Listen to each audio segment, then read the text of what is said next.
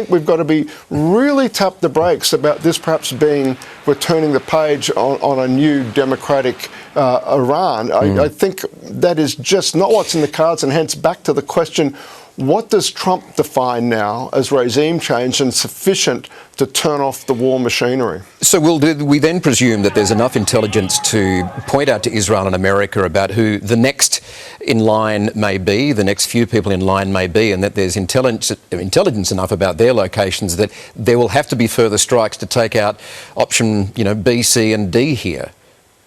Yes, I mean, although I agree with Simon, I think a boots on the ground in any kind of visible sense is going to be very difficult. But I think clandestine forces from both Israel and the United States will inevitably have to get on the ground to undertake closer operations where airstrikes aren't possible. And the one thing that we know about Iran right now and how they're able to deploy as many missiles from their somewhat depleted resource from June of last year during the 12-day war, they will be moving their key figures around like the most erratic game of chess, if you like, to ensure that they're not going to be targeted. And that's particularly the reason how the Khomeini allegedly was brought together, obviously, into a singular location by manipulation by Mossad troops and operators to actually get them into the striking position for the US and Israel to then obviously strike against them. So I think this will turn very, very likely into a much more clandestine special forces type of operation to try and remove some of those key figures within the IRGC,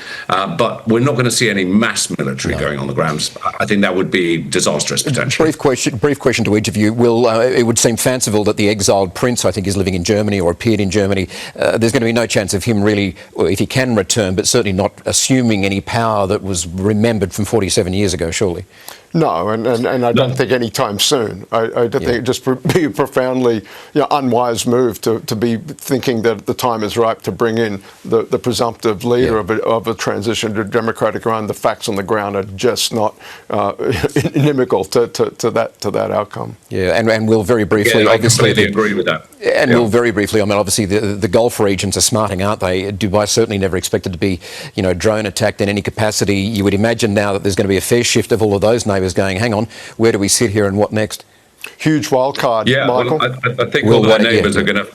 I think all their neighbours are going to primarily turn around and simply, they've lost any allegiance with their neighbours in the Middle East. I think Iran is going to become incredibly isolated, as we've seen strikes, albeit against US-related and allied-related targets. Those strikes into Saudi Arabia, into the UAE, into Bahrain, into Oman, all over the place, they've lost their friends in the region. And there will be sanctions inevitably also imposed by them and an escalation in that, which is going to create problems.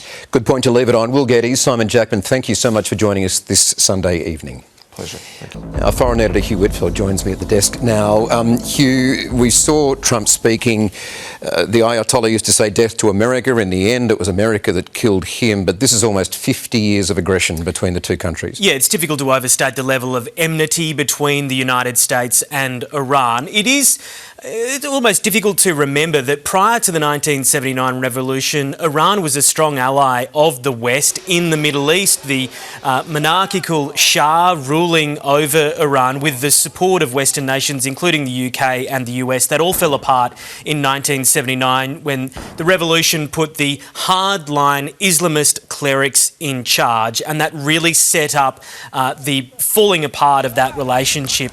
The hostage crisis in 1979, where 66 Americans were held in the embassy, it really exposed, I guess, some weaknesses in the US. Jimmy Carter was neutered effectively as president. He wasn't able to get those American hostages out for hundreds of days.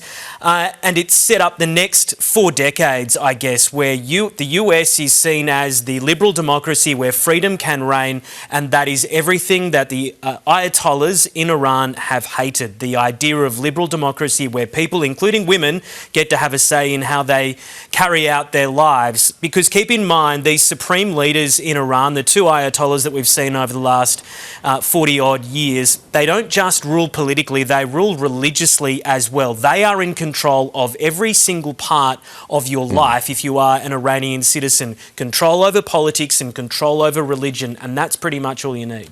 So all of that said then, we will be expecting Donald Trump to strike more because he's going to guarantee there's a revolution here and more clerics don't take over. Donald Trump is emboldened as well, Michael. He could have done this in the middle of last year when those attacks were carried out during what he called the 12-day war. He didn't go through with it. Now he has, and he's achieved his aim. All right. Comprehensive as always. Hugh Whitfield, thank you for that. Let's quickly check back with our chief reporter, Chris Reason, standing by in Tel Aviv. Chris, we've already seen reports of more Iran airstrikes in just the last hour or so as well. Where you are in Israel, they're bracing for long days ahead.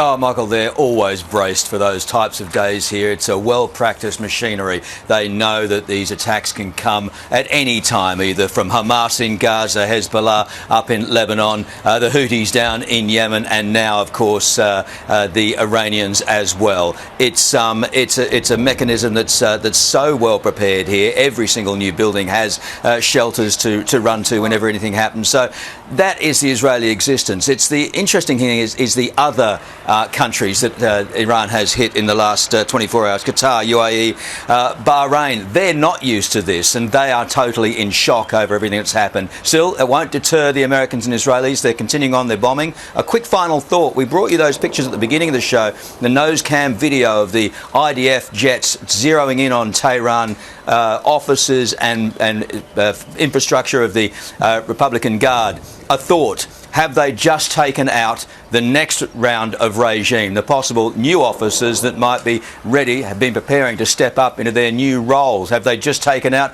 the potential next Ayatollah? Have all of the candidates suddenly reduced again as Israel and America continue this relentless campaign to wipe out this Islamic Republic regime? I think you're pretty right. On the money there. Chris Reason there in Tel Aviv. Thank you again.